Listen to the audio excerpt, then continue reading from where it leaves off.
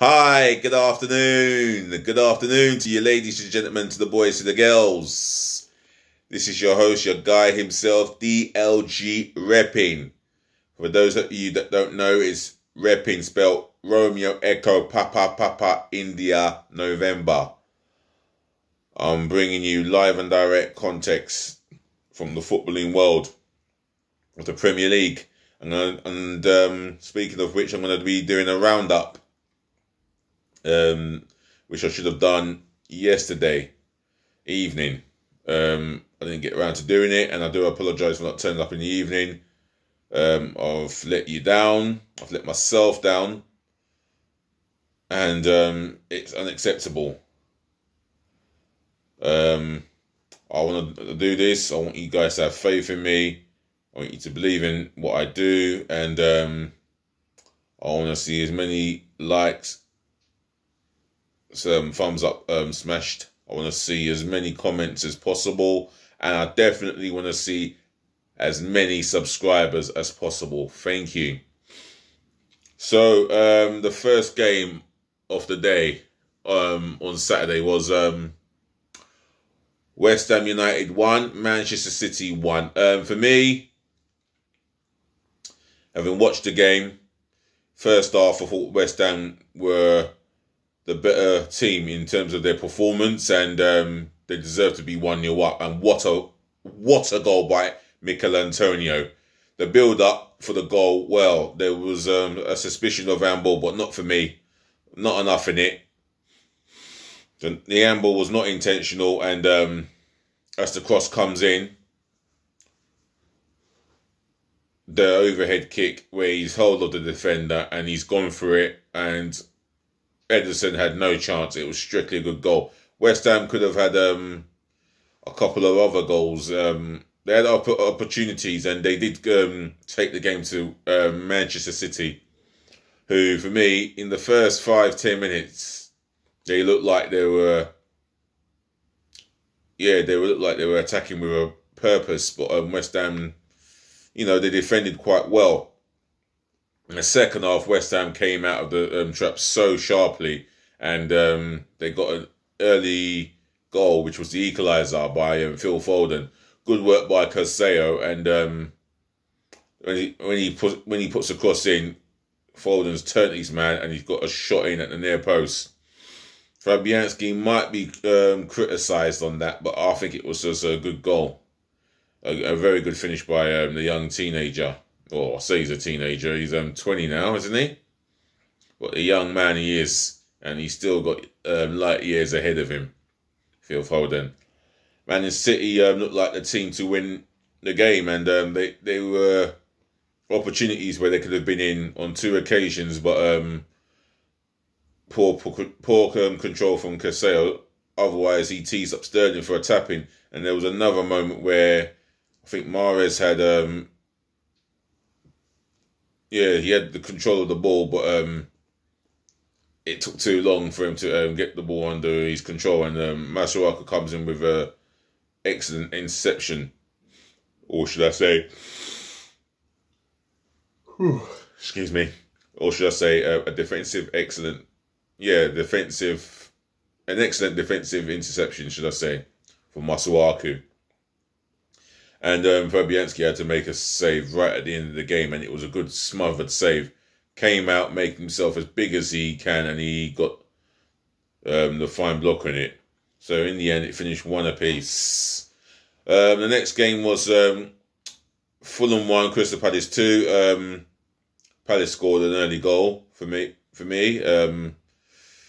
where Fulham dominated the opportunities, and I thought Ademola Lookman, he looks like a threat. Quick feet, and if anything's going to happen in an attacking third, it goes through him. For me, he's their go-to guy. But Palace got the goal against him on the play. João Riedewald with his first Palace goal, his first English Premier League goal in his career in English football, and he took it well. He really took it well. And Fulham still continued to put the pressure on the Palace defence. But for me, Palace defence is solid away from home, and they seem to be very organised. And then in the second half, they got another goal where Saha, he nearly damaged his knee he damaged his knee. Saw one, and it was because he put Palace 2-0 up, and the build up to the goal was smart play, smart build up, and very slick. I thought it was a game that Fulham maybe deserved something out of it. He did get a late goal, but it was too little, too late. And what a fine strike by Tom Kearney. Shame it couldn't have come earlier. If they had another 10 minutes left and that strike have happened, Palace might have been panicking. You know, because last week they gave a late equaliser away to Brighton at home. And if you're being honest, Brighton did deserve something out of that game. So it finished Fulham 1, Palace 2. The next game for me was on a Saturday. Who was playing on the Saturday? There's 2 more fixtures.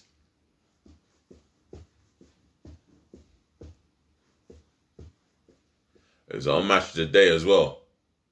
Was it Liverpool? Yes, I think it was. No, Liverpool was on Sky Sports box office. Is it Newcastle? No, Sunday. We got Wolves. Oh, the Friday game. I know there was a game on Friday. It was involving Aston Villa 0, Leeds 3. I'm going to talk about that Friday game, and I'll come back to the 5:30 game. Aston Villa were in control of the chances from what I saw of the highlights. And Jack Grealish had a goal cleared off the line by Luke Ayling after Luke Ayling got done by a bit of skill by the winger. And then the guy puts a cross in, deflects onto the path of Grealish. He hits it with the left foot, and Luke Ayling tracks all the way back onto the goal line, and he clears it with his left foot. I think Villa dominated the vast majority of that first half, and then Leeds came into it in the second half. And what a hat-trick by Patrick Bamford. I mean, he took his first goal well, but the second and the third, very exquisite. Very exquisite. And overall, Leeds deserved their win, and they created the better of the opportunities in the second half. And what an away win for Leeds. Not only by 3 goals, but a clean sheet and a hat-trick for Patrick Bamford. Right, let me get back to 5:30's game. I know it wasn't Everton. Was it Chelsea? Yes. Manchester United 0, Chelsea 0. What a boring game for the neutral. I mean, if I'm sitting there watching that for the full 90 minutes, I don't think I would be able to. I'll be asleep. It was boredom. I mean, Man United, they've obviously had the better of the chances because Chelsea only recorded 1 shot on target throughout that game. And the highlight of that game for me was Marcus Rashford on the pitch, that is. And he missed 2 gilt-edged chances. One in the first half, shot on target, saved by Mendy's right foot. And the second was a curling effort from 20 yards out to the back stick. But Eduardo Mendy made a superb last-ditch save of that game. Although Chelsea dominated possession throughout the second half, as I can remember, and most of the first half as well. I think it was evenly balanced. But I think Chelsea dominated the second half. They did have, from their part, they did have a shot on target in the first half, and that was the only shot. But Manchester United looked like they were going to win it at the death. However, it wasn't to be unveiled, and it ended 0-0. Now, this one here, Sheffield United versus... Liverpool versus Sheffield United. I will go through the penalty, but the game itself, I thought Sheffield United, they really put up a battle. They really put up a good fight. And if they carry on doing that, they will get more points on the board, and I do not think they'll be going down. Not for me. I think they've got a lot in them to stay in the Premier League, and they started off brightly. They dominated the chances, and they had a penalty. For me, Fabinho wins the ball. I remember, Fabinho wins the ball for me. I do not know how they even got a penalty. It was never a foul. VAR had a look at it. The referee had a look at it. I don't know what the hell the referee was looking at. I mean, Liverpool fans, you tell me. Sheffield United fans, you tell me if that was honestly a foul. And if you're honest with yourself, should you have had a penalty? Because I don't think it was a penalty, neither a foul. Fabinho wins the ball of the attacker. However, Sheffield United get a penalty. Another controversial moment from the referee and VAR. And 1-0 Sheffield United. Alisson was back for that game. And he had to make 1 or 2 important saves, as I can remember.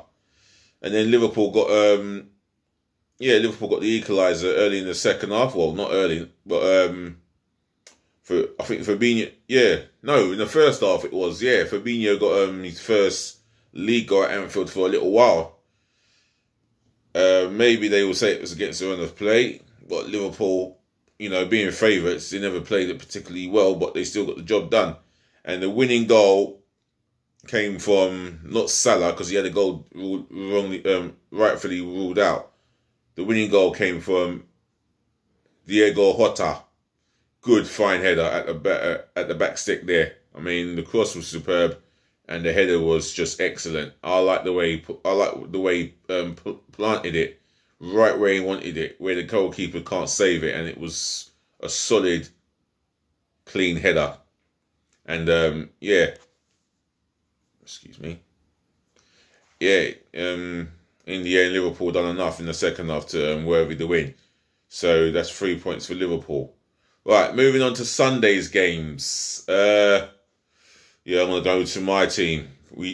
My team's the Arsenal. And I'm going to say it how it is. Arsenal 0, Leicester 1. For me, looking at Leicester's game plan, it worked. A treat. Brendan Rodgers rested Vardy, and he said to the 11 players, you're going to keep it as tight as possible. We go in at 0-0. I'm happy. And Arsenal, they should be pretty happy with the first half. I think they should be happy because there were a lot of positives to look at. Saka, our best performer, had a shot on target. He was direct. Aubameyang and Lacazette, especially Lacazette, were wasteful in front of goal. Tierney put in 2 crosses. Aubameyang had a header. Lacazette had a header. Then Aubameyang, wasteful in front of Chart. They were just both wasteful. I can't recall Leicester having a serious opportunity, but in fact, the only opportunity they did have, I stand corrected, was in the first few seconds of the game, of the first half, where a back pass goes back to Leno. He clears it poorly. James Maddison spots Leno way off his line. He goes for the lob, and well, we'll never know if Gabriel would have had to have cleared it, because it was just off target. If it was on target, Gabriel would have been struggling to save Leno's bacon. But that was the only mistake for the goalkeeper, and I forgot to mention that in my player ratings. So I do apologise on that one. We had a number of chances. We created a number of opportunities. Bellerin got in behind from a nice pass from David Luiz, but he couldn't control the ball. He couldn't get the ball under his control. We had the number of corners. We dominated the opportunities. 11 opportunities on goal, 2 on target. Leicester had 1 shot on target, and that was in the second half. And I'll get to the second half right now. The second half, Arsenal really created very little. They had lion's share of possession, but again, nothing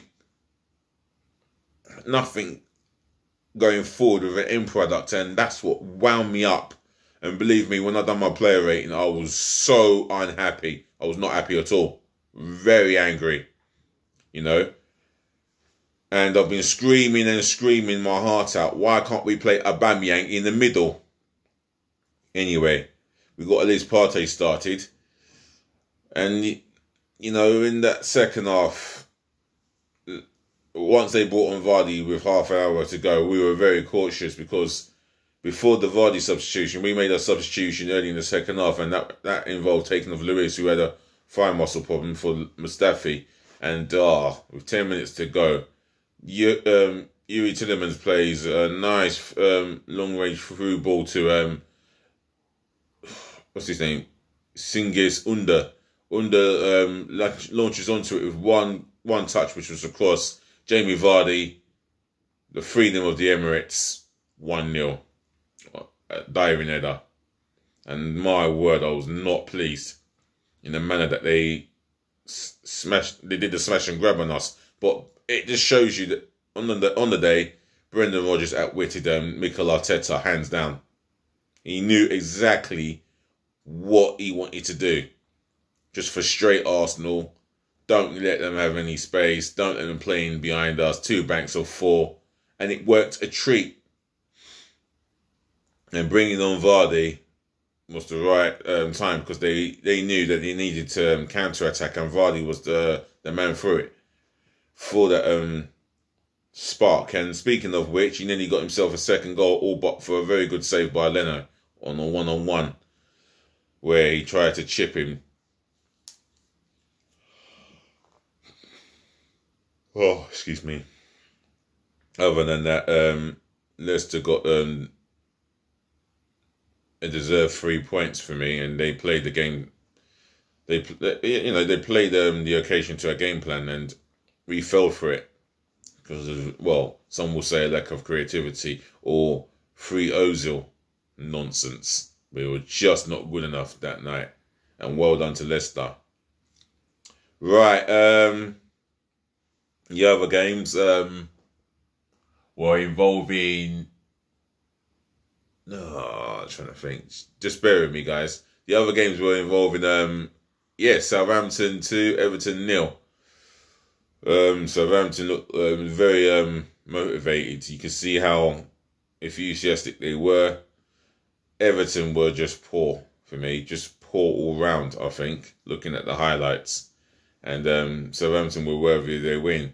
James Ward-Prowse and Che Adams with the goals. And Luca Digne has no rights to complain. He behaved like a complete idiot. Well, not even an idiot. He behaved like a complete... I'm not going to say it, but his behaviour was vile and disgusting. And I was disgusted by it. He's a disgrace. That tackle was uncalled for. He stamps on Carl Walker-Peters' right ankle, and I can only feel that once they came together, Walker-Peters was in pain. He just wanted to lash out on Luca Digne, but he thought better of it and allowed the referee to do his job, and it was a straight red. No VAR needed to be involved. And Everton can't have any complaints. The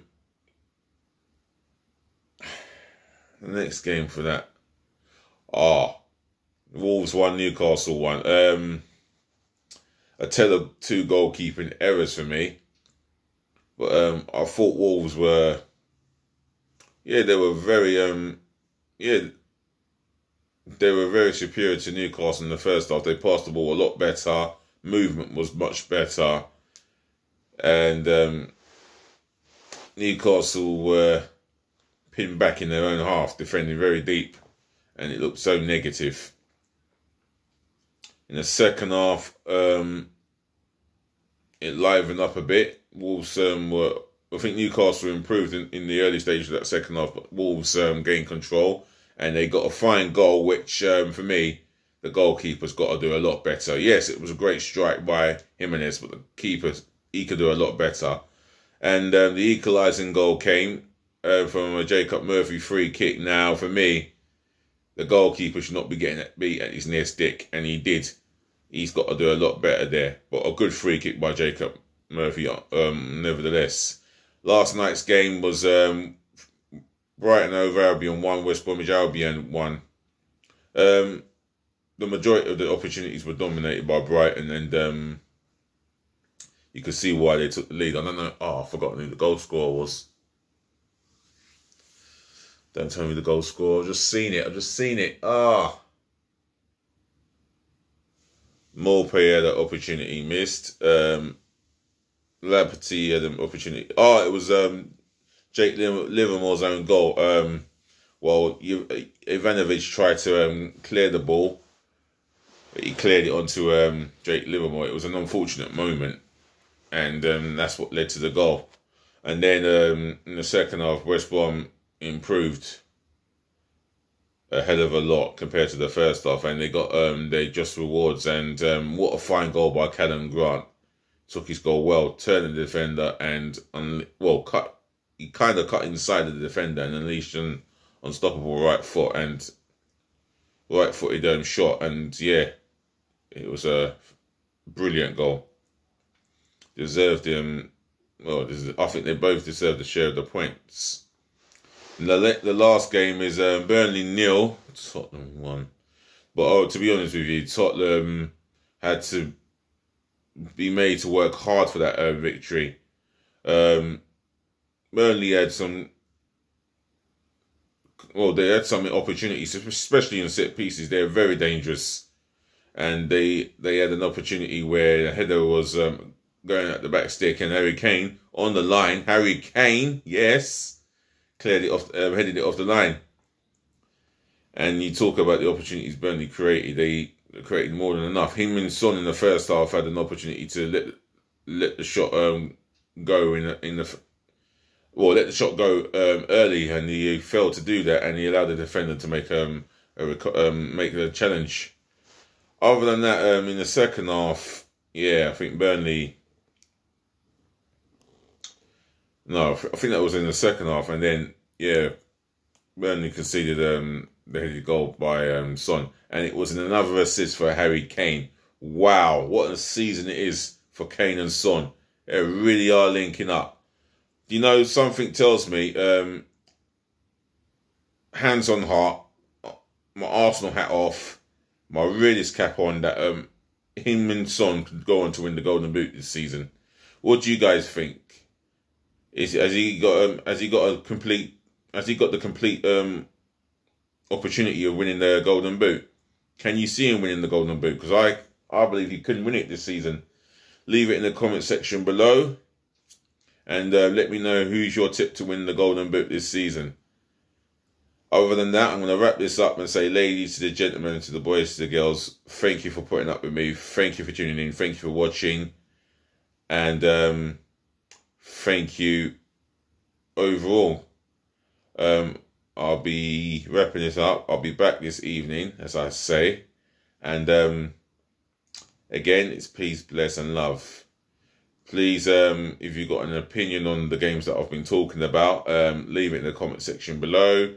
Do smash the thumbs up, like button, and remember, keep subscribing to my channel, yeah? I know I've got 54 subscribers, another 946 to go, I believe. Yeah, another 946.